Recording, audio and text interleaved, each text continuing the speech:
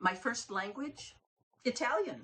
I was born in America in 1918, but everyone around me spoke Italian, so that was the only language I knew.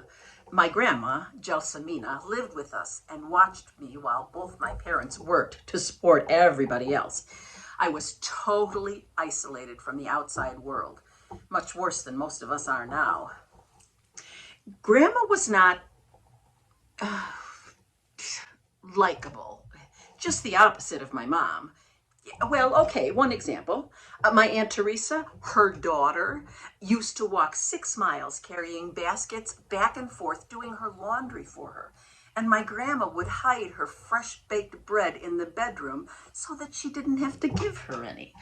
Everyone could smell the bakery all the way through to the bedroom, but my Aunt Teresa didn't dare say anything.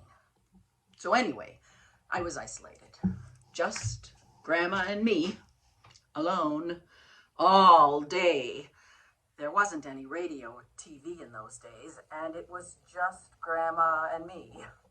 As soon as my parents went to work, grandma kept the doors locked, and she kept the house key in a pocket of her petticoat. She would not let me out of the house to play with any of the other kids in the neighborhood. Ever.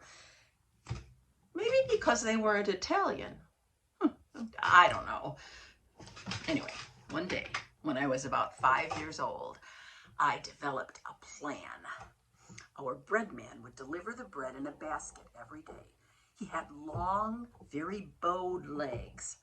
And when Grandma got out her sacred key from the third petticoat, and as soon as she opened the door, I shot out right between his legs. As soon as I was outside, I ran around the corner and across the street.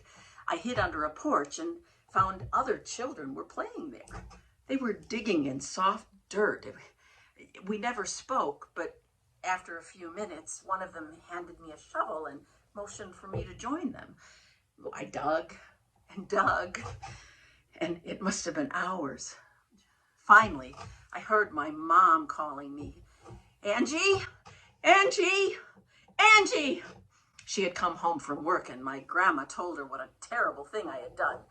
I came out looking very guilty and went to her cautiously. She hardly recognized me. I was so covered in dirt. Grandma was ready to kill me, but my mom was so glad to see me that she just laughed and cried.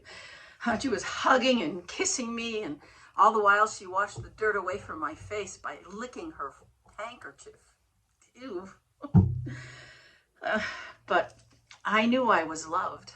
I never felt alone when she was nearby. My only punishment was to promise not to do it again, and I never did. Oh.